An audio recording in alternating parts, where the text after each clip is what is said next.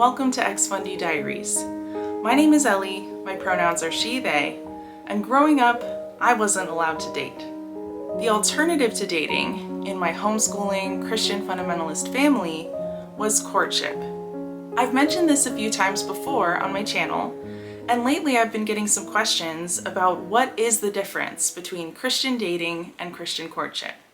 So I thought I'd make a video to explain. Before I get started, I want to give a quick clarification. The kind of Christian dating that I will be referring to throughout this video is conservative Christian dating. In other words, dating that involves abstinence, gender roles, and both the exclusion and oppression of LGBTQ+ people. I myself am queer, both when it comes to sexuality and gender, but I didn't even know that about myself growing up because of that exclusion and oppression that is present in all kinds of conservative Christianity. The reason I want to make this distinction of conservative Christian dating is because I don't want to lump in progressive Christians with conservative ones. There are definitely Christians who do not believe that you have to save sex for marriage or fulfill gender roles, and who are either LGBTQ+ affirming or are part of the LGBTQ+ community themselves. So when I say Christian dating throughout this video, please imagine an implied conservative in front of it. As a tween and teen, I hated the idea of courtship. And when I asked my parents repeatedly over the years why I had to court instead of date, here are some of their responses. Dating is for fun, but courtship is for marriage. Dating is practice for divorce, but courtship is a way to guard your heart and avoid heartbreak. Dating is selfish, but courtship is selfless. Dating is the world's way of approaching love and relationships, but courtship is the Lord's way. Above all, courtship is intentional. It's dating with a purpose. In my experience, here are the main practical differences between Christian dating and Christian courtship. Difference number 1. In Christian dating, a boy asks a girl out, and then she decides whether she wants to say yes or no. Sometimes she may ask her parents for advice, or she may have him meet her parents to see if they approve of him. In courtship, the boy bypasses the girl altogether and goes right to her dad. He expresses interest in the man's daughter and then asks for the dad's permission to begin courting her. In many cases, and this is what my dad wanted, the dad will actually start a relationship of sorts with the boy first. The dad will mentor the boy, leading him in Bible studies, praying with him, asking him lots of personal questions in order to get to know him. He will also ask the boy a series of questions that are kind of like a test to see if he would answer the way that the dad would. If the boy passes this test and the dad likes him, then he will go to the daughter and tell her that this boy is interested in a courtship with her, and he'll ask the daughter if she's also interested in this courtship.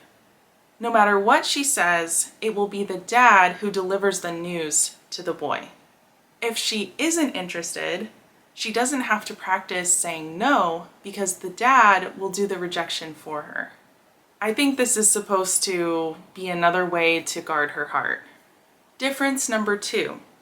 In Christian dating, a couple goes out on dates together.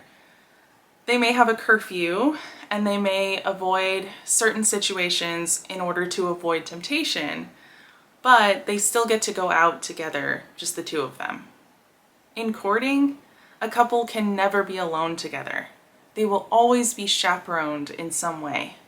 A very good example of this is the Duggar family, from the TLC show 19 Kids and Counting.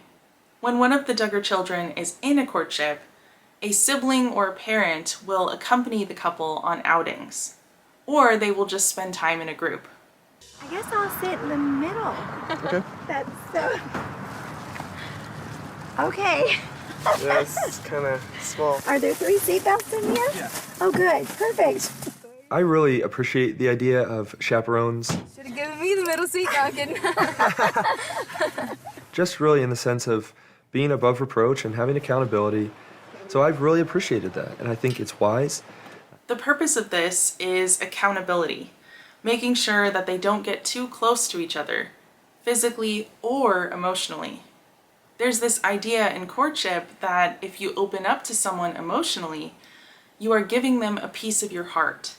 And you want to try to avoid that at all costs so that you have a complete and full heart to give to your future spouse.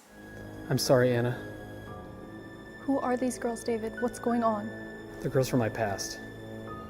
Anna, they mean nothing to me now, but I've given a piece of my heart to each of them. I thought your heart was mine. It is. Everything that's left of it is yours. This is why oftentimes courting couples will not even say "I love you" until they are officially engaged. When the boy asks, "Will you marry me?" is usually also the first time he's ever said "I love you." My parents always told me that their vision for my future courtship was for the boy to come over to our house and spend time getting to know all of us together. And if we did go out anywhere, it would again be all of us. Difference number 3. In Christian dating, a couple may have physical boundaries that they agree not to cross. If you search Christian dating physical boundaries on YouTube, countless videos will show up. For example, videos like this one. I mean, you have to set them early. You can't be like, late at night, 1 a.m., laying on the couch and then decide you're going to set up some boundaries together, That is You true. have to be like right off the bat, like this is what we're going to be doing, or else it's just too late. The point of these boundaries is to remain a virgin until marriage. Often, the boundaries are very specific, like no laying down together, or don't sit in a dark parked car, just the two of you, or maybe a quick kiss is okay, but making out is not. One popular option is no kissing at all until you're engaged. And while it is true that couples are influenced by sermons, Christian dating books, YouTube, just everyone in their Christian bubble, the boundaries are usually ultimately decided by them. In courtship, the boundaries are much more extreme, and they are usually decided by the parents rather than the couple. In the Duggar family, for example, not only is there no kissing until the altar, but they are only allowed side hugs, meaning hugs that are with only one arm rather than two, and obviously from the side rather than facing each other. In my family, the main and very clear and often talked about rule was no kissing until you're married. And as I have shared before, my mom introduced this rule to me when I was very young. And I'm sure if I ever had officially started a courtship, my parents would have come up with more physical boundaries. Difference number 4. In Christian dating, a couple may break up and end up dating one or more other people before they each decide who they will eventually marry. And of course, while there's often disappointment and even heartbreak, it is usually not seen as the end of the world. In courtship, the person you begin courting is the one you are supposed to marry. Entering a courtship is basically like skipping the dating altogether and going right to an engagement. Couples are under an immense amount of pressure from the very beginning, and they're being watched by everyone in their community. There are times when courtships are broken off, but it is very rare. When it does happen, it is seen as a colossal and detrimental failure. And most families who practice courtship also homeschool their children. And depending on how tight-knit and culty the homeschool community is, a broken courtship can be treated like a scandal. There is so much gossip in these circles. So I have a lot of compassion for anyone who has gone through that. You may be wondering, what gave my parents the idea of courtship? Well, it was actually very popular in Christian homeschool circles in the early 2000s. One of the main reasons for this is two books written by Joshua Harris, I Kissed Dating Goodbye in 1999 and Boy Meets Girl, Hello to Courtship in 2000. When I was 21 years old, I wrote this book. And in it, I argued that dating was a bad idea. And not just a bad idea, it was selfish, and it could only lead to heartbreak. In this game of love that a lot of us have experienced, where we go from one person to the next. If you're not with somebody, you're pursuing somebody. If you haven't broken up with someone, then you're on the hunt for that next relationship. Please welcome the 22-year-old author of I Kissed Dating Goodbye, Joshua Harris. Hey, Joshua. I could have benefited from this book. Check out the title, I Kissed Dating Goodbye. Would that have been good for you, honey? I think so. The book dramatically changed the conversations Christians were having around dating and relationships. Let me share with you that, again, the book is there for you. It is a book simply entitled, I Kissed Dating Goodbye. It's applying and finding out the scriptural principles as to how I manage this critical area of my life. Would you call us and make sure that this is in the hand of your son, daughter, or grandchild? My parents actually didn't want me to read the books until I was to the age that they felt was appropriate for courting, which was 17 or 18. However, when I was 14 and my mom felt that I was getting too fixated on a boy that I had a crush on, she had me read one chapter from Boy Meets Girl called Tell Me Who, Tell Me How, Tell Me When. Here is what I had to say about it in my journal. October 6th, 2005. I read the chapter that Mom had marked in Boy Meets Girl, Say Hello to Courtship, and ended bawling. Crying has become an everyday activity for me now. I sure am on the roller coaster of life. I don't know why life is this way. I can't even describe the way I feel about this issue, or circumstance, as Mom calls it. Notes from chapter 4, and I wrote these in bullet points. The wrong mindset. God, tell me who, tell me how, tell me when, and then I'll trust you. If he did this, my trust wouldn't be real, and I underlined real. I need to change the way I think about boys. Then my emotions and feelings will follow. For 2 years, I have been thinking of a boy as my future husband rather than a brother in the Lord. I need to renew my thinking and release my claim on him. Things won't change overnight, but slowly my feelings will subside. God will use this time to teach me to trust him with my heart, to believe that if a relationship, further than friends, is not his plan, he will help take it away and change my heart. Philippians 4, 6 through 7. Do not be anxious about anything, but in everything, by prayer and petition, with thanksgiving, present your requests to God. And the peace of God, which transcends all understanding of who Ellie will marry, will guard her heart and her mind in Christ Jesus. Yes, I really did write that. I would often put my own name into Bible verses and write them in my journal to really personalize them and make them my own. I'm sure some fundamentalists would think that that was extremely blasphemous. I want God's peace, not the peace I attempt to create. God is interested in my journey, not just my destination. God wants me to submit my emotions to him. God is in no rush.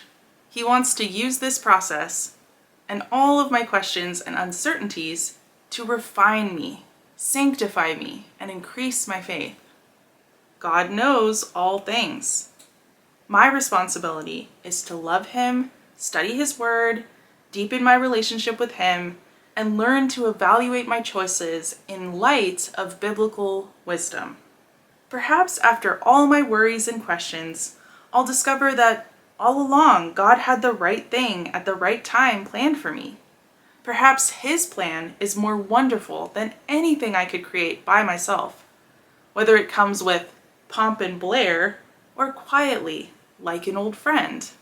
Perhaps I should entrust my questions of how and who and when into his tender care. It's a lot of weight to carry as a 14-year-old. Joshua Harris was definitely one of the most well-known advocates for courtship, but he was definitely not the only one.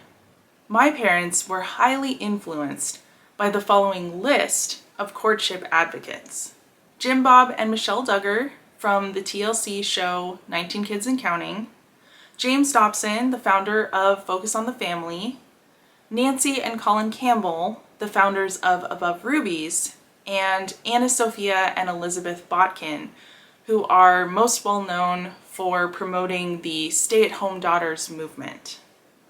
For anyone interested in learning about the stay-at-home daughters movement, I would definitely recommend checking out Fundie Friday's video about the Botkin sisters. It's a great video, but it was actually pretty triggering for me personally. I don't usually have to do this, but I actually had to take breaks and watch it in sections because it just brought up so much from my teenage years and my childhood. So that was a basic overview of the differences between Christian dating and Christian courtship. There is definitely some variation from family to family and homeschool group to homeschool group, but the main differences stay the same, especially when it comes to the patriarchal control of Christian courtship. Yet another reason to say, fuck purity culture. You know, you've heard it said, and I've read in the Word, that the enemy comes to kill, steal, and destroy. But tonight, we as men will stand between his evil schemes and life and freedom for our daughters. Well, our daughters have been waiting for strong fathers to cherish them and express their worth and value. They are waiting for you to stop and look in their eyes. This generation of fathers can, and I believe will, take back territory that the enemy has stolen. All right? I Lauren, Hannah Christian, Rosen's Jordan, Cameron, and Caitlin, choose before God to cover my daughters as her authority and protection in the area of purity. I will be pure in my own life as a man, a husband, and a father. I will be a man of integrity and accountability as I lead, guide, and pray over my daughter and my family as the high priest in my home. This covering will be used by God to influence generations to come.